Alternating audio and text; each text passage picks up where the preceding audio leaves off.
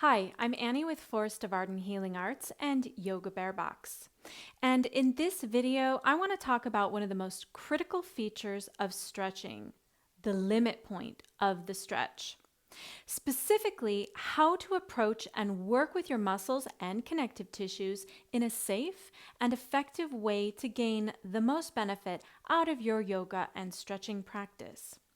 I will be referencing various styles of yoga in this discussion, but the principles I will show you will be applicable to all forms of stretching. First of all, what is a stretch? What happens when we stretch our body? When we stretch, we change the angles of the joints of our body, and we ask the associated muscles and connective tissue to go into this position and to accommodate this change in the joint angle.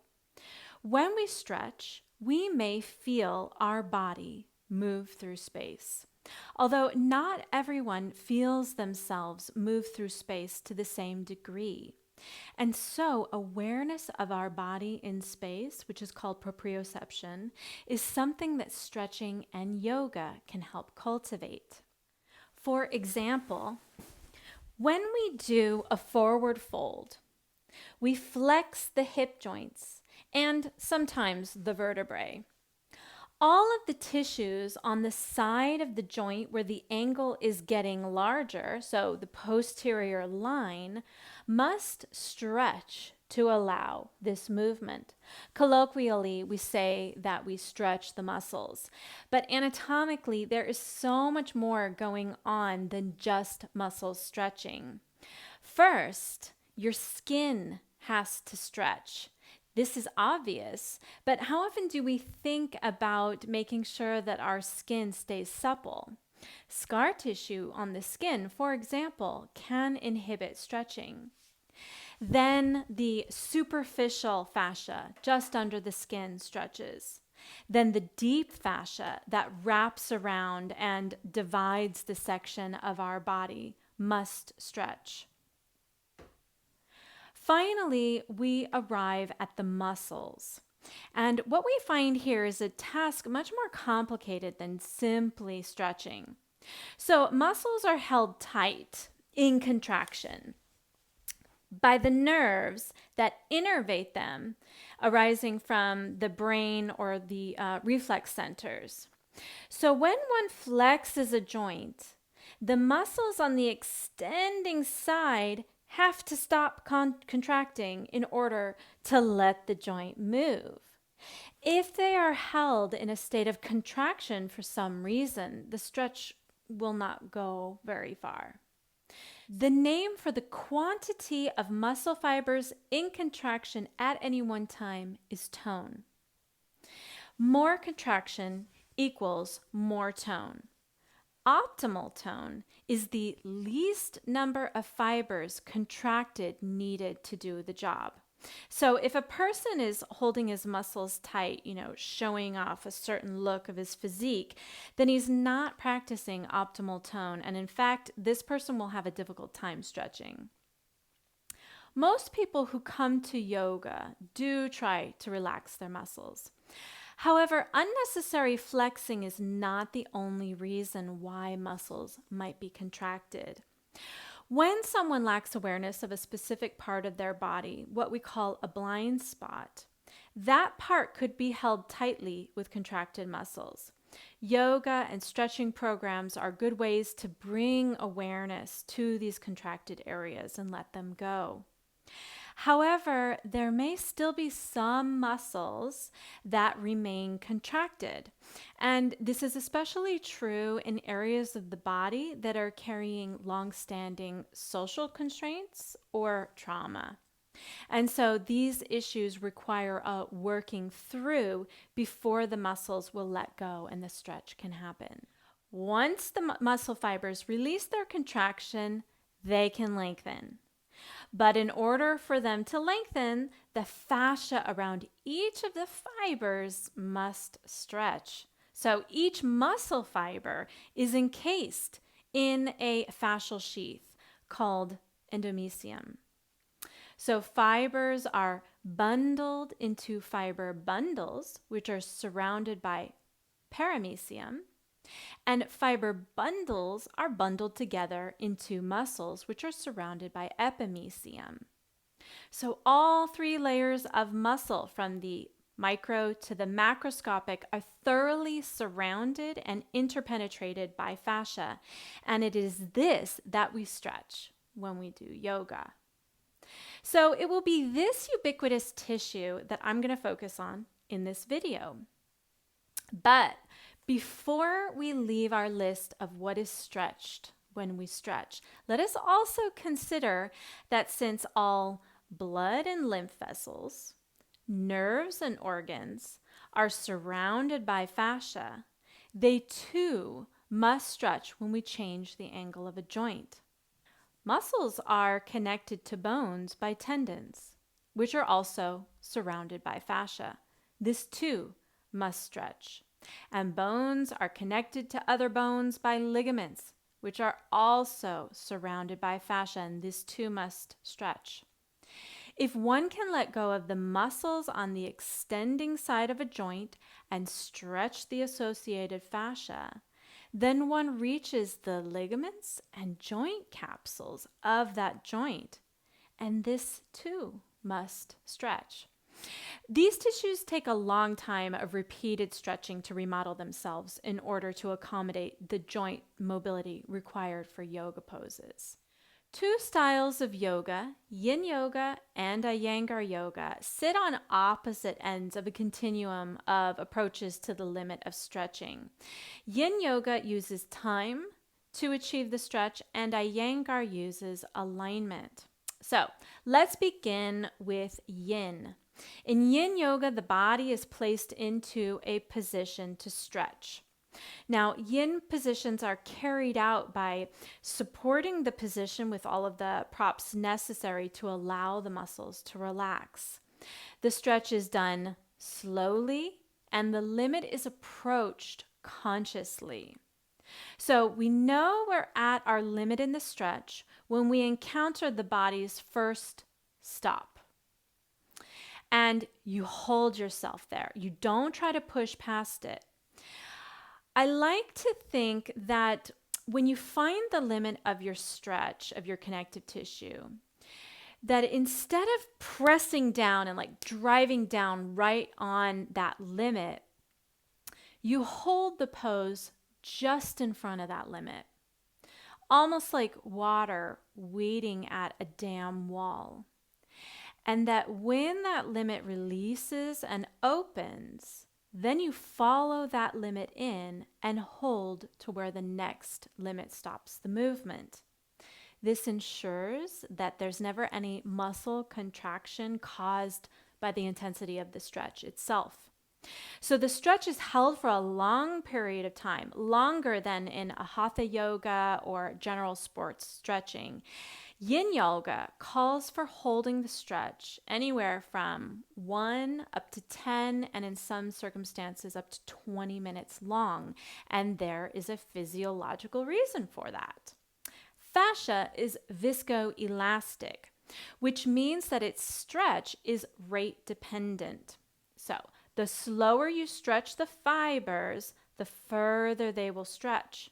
Faster stretching, and especially the bouncing found in many sports stretching and on some yoga Instagram videos, will inhibit the stretch of fascia and connective tissue and typically can cause muscle contracture. If it is forced, as we see in some martial arts conditioning videos or in some gymnastics, the connective tissue will tear and injury will result. Fascial tissue cannot be forced into a stretch. It must be given time for the tissue to lengthen. The practice of yin yoga is built from this physiological quality of connective tissue. So let's take an example. I'm going to stretch my inner thigh using revolved head to knee pose, or in yin, it's got a different name. It's called half butterfly. I could say that I'm stretching my adductor muscle, but that's only one thing that I'm stretching. And it's not even correct to say that I'm stretching the muscle. The muscle fibers have to stop contracting. They have to let go. That is not a stretch. That is a command from my nerves, and it requires awareness of how to work my nervous system to let go of the contraction of these muscles. Similarly, I need to let go of many more muscles to achieve this side bending position. So I have to let go of the muscles of the side of my abdomen, muscles that tighten or even harden during prolonged sitting periods. I have to let go of my outer hip muscles on this side to allow my pelvis to lean over to the side of my body. The process of letting go of all of these muscles is a meditation in body awareness and control. If I find in this pose that I can't let go of these muscles and I'm kind of holding and gripping, then I will use props to accommodate the pose for my body and create a condition for letting go of my muscular tension. Once I let go of the muscles and begin to stretch to the side, I begin to elongate all of the tissues. So the skin, the superficial fascia, the deep fascia, the fascia around blood vessels, nerves, lymph vessels, even organs. The organs are set in fascial bags that are connected to each other and to the walls of the pelvis. And those walls are connected to the fascia of the pelvic and leg muscles. Can you see that tight fascia around my pelvic organs, even my ovaries, fallopian tubes, uterus, bladder, could limit this stretch? And maybe surprisingly, can you see how stretching positively affects organ health? It loosens not only our leg muscles, but also the tissues of our organs, especially the tubes that go in and out of these organs. And it promotes healthy function in them. Now, I finally get to stretching the connective tissue of the muscle. If I move too fast, the tissue does not stretch. It begins to tear. This tearing is read as painful to the body, and the muscles will reflexively contract and prevent further stretch. Following the yin principle of staying well behind the limit of intensity, the max sensation that one can withstand, I stay well behind the limit of stretch, which is the point at which the fibers are going to tear. So slowly the connective tissue fibers around my muscle fibers begin to warm up. Connective tissue is set in a thixotropic ground substance. When it is warm, it becomes more fluid-like and allows for those fibers to stretch. The length of time taken in a yin stretch allows for this thixotropic warming to occur. Now, fascia is made of collagen and elastin fibers. After being lengthened, the collagen fibers retain a semi-permanent change. This is due to a feature of their architecture called the dashpot. And this is why you feel perceptively different when you get up from a really nice yoga class. Your tissues are literally longer. Once I have achieved the desired length from this stretch, I slowly unfold, take a little pause, and then do the other side. Treat each side as its own journey to the limit. Most of us are imbalanced and need to stay aware of the needs of each set of tissues. Now let's go through the same process and do dragon pose or low lunge according to the principles of yin yoga. In this pose, I will use gravity to direct the movement of the stretch, but I will retain all the same precautions as in the other pose. So you're going to set yourself up in tabletop position. And then you bring your one leg forward, then bend the knee deeply. The front foot can be closer to the midline or it can be closer to the edge of your mat. And then bring the other knee back onto the floor. And for yin, you want to make yourself as comfortable as necessary to be able to completely let go of any tension in the pose. So if the back knee feels a little sore, you'd put like a blanket or a yoga jelly underneath it. Now, once you're in here, you're going to let gravity pull down into the stretch. If you're still gripping, you're going to use some props to make it feel more comfortable so that your neurological system can let go of the muscle contraction, and it's just you, gravity, and your connective tissue in this pose.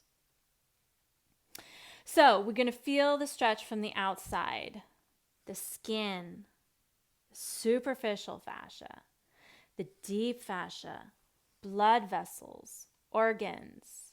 The primary muscles are being stretched in this pose are the hip flexors, including the psoas muscle, which originates on the front of the lower back, travels through the abdomen, crosses the pelvic bone, and attaches to the inner thigh of the leg bone. This connective tissue is stretched all along its length in this pose. You're also stretching the connective tissue of the quads in the back leg. And on the front leg, the hamstring attachments and the adductor attachments are also being stretched. To achieve this stretch, we do the same yin yoga process of staying at that first edge or that first limit of the tissue, and we wait for the tissue to soften. In this manner, the material length of limitation of the connective tissue will change as the tissue stretches. Now, maybe you may feel how this pose pulls on your abdomen. So your abdominal organs are set in a connective tissue bag called the peritoneum, and they are hung from the back wall by a suspensory organ called the mesentery. This pose allows me to discuss another limit, which is the condition of the ligaments and joint capsules. So the hip joints are held in place by fibrous connective tissue called ligaments. They hold bone to bone. And around the joint itself is a connective tissue called the joint capsule. It encloses synovial joints and releases synovial fluid from its inner lining to lubricate the joint. Prolonged sitting and lack of stretching causes the ligaments and joint capsules to stiffen and limit movement at the joint. Yin yoga will also stretch these tissues, and it will do it in the same manner as it stretches the fascia. However, ligaments are especially hard to stretch. Instead, we might say that they remodel over a prolonged period of time with repeated stretching. This remodeling will take months to achieve. This is because connective tissue is piezoelectric and semiconductive. Mechanical stress creates an electrical charge in the connective tissue. That's piezoelectricity. And this electrical charge creates biological activity. This is semiconduction. So, for example, prolonged sitting compresses the ligaments around the hip joint and thickens them. In order to reverse this process, one has to do prolonged stretching. That is to say, a regular yoga practice.